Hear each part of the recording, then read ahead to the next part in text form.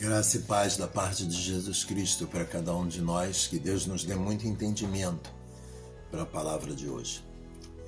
Eu tenho muito cuidado quando faço uma exortação, porque não acho lícito estar apontando o erro de nada, porque cabe ao acusador nos acusar o tempo todo. Mas também sei que a função de exortar faz parte do anunciar as boas novas. E a minha função aqui é anunciar as boas novas. E é necessário, às vezes, estar chamando a atenção para fatos que estão ocorrendo no dia de hoje que poderão levar-nos à apostasia, né?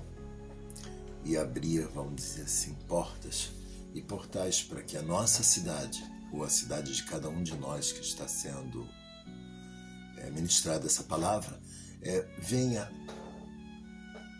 a receber o mal para triunfar ali dentro ou governar. É bem lícito também afirmar que a palavra de Deus diz que o mundo que vivemos jaz do maligno, né? E esse mundo jaz do maligno é os sistemas de governo, de justiça, de saúde. Esse sistema, esse mundo jaz do maligno. Por isso que precisamos nós dependermos da palavra de Deus, dependermos de Jesus Cristo, com mansidão e com sabedoria para entender que todas as coisas nos acontecerão e nos serão entregues de acordo com o tempo de Deus. Deus é sabedor, é conhecedor, Ele é onisciente e onipresente em tudo. Então Deus sabe daquilo que nós não sabemos. Deus escuta o que nós não escutamos e sabe o tempo do acontecer na nossa vida. Sabe o que é melhor para nós.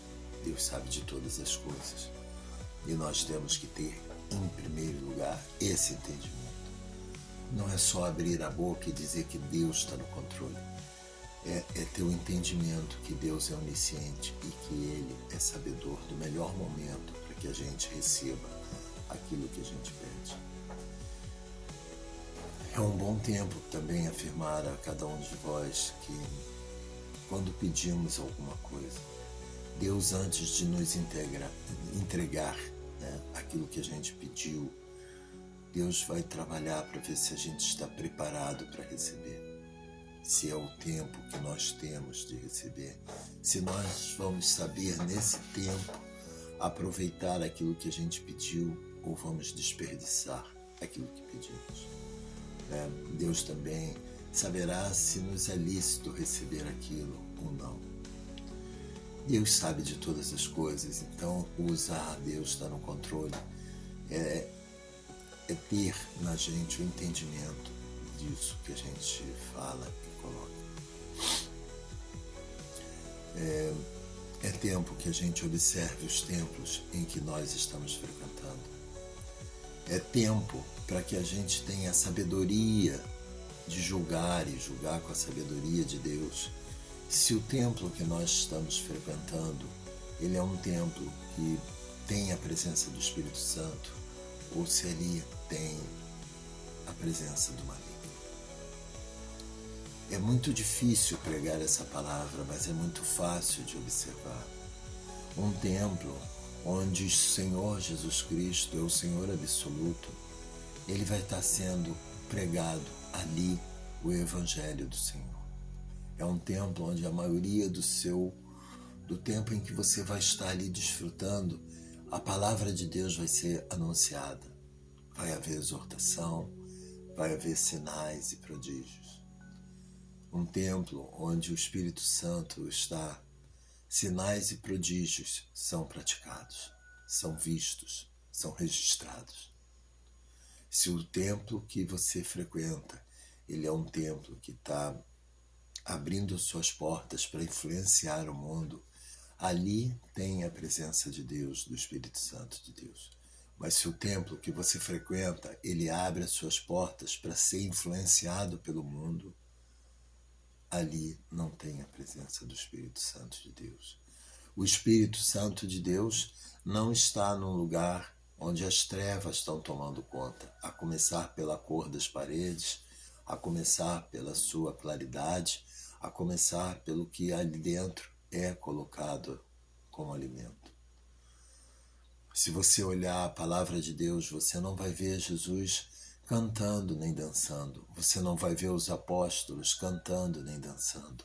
Então, os templos que estão se transformando em casas de espetáculo com um rótulo de gospel, ali não tem a palavra de Deus na sua maioria do tempo.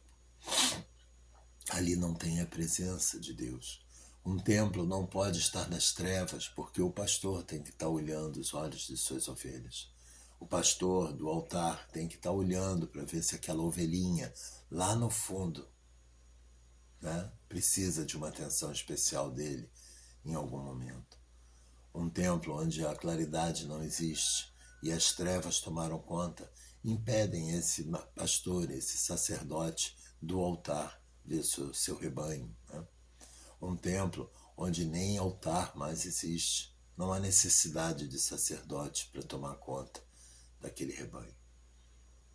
Entendam a palavra de Deus e a exortação. Mais uma vez vou dizer, nós temos que ser imitadores de Jesus Cristo.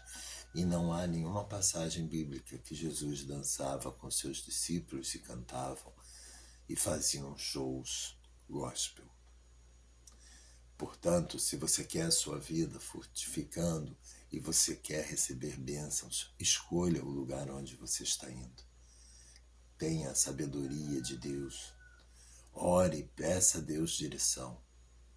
Impossível você estar num lugar de trevas e achar que o Espírito Santo de Deus comunga ali ou está ali com vocês. Que a paz do Senhor Jesus Cristo chegue a cada coração. Vivemos um tempo onde a apostasia se fará presente. E se vocês pararem para ler as notícias e se informar, muitos templos estão se pintando por dentro de cores escuras, estão apagando a iluminação do templo, está ficando quase em trevas, e ali dentro tem sido praticado algumas coisas que não é o Evangelho do Senhor. Um templo onde o Senhor é Jesus Cristo de Nazaré, a prática de propagar o Evangelho tem que ser em maior tempo e a fonte principal de alimentação para as ovelhas. O Evangelho é propagado pela palavra do sacerdote daquele templo. E esse sacerdote habitará no templo numa coisa chamada altar.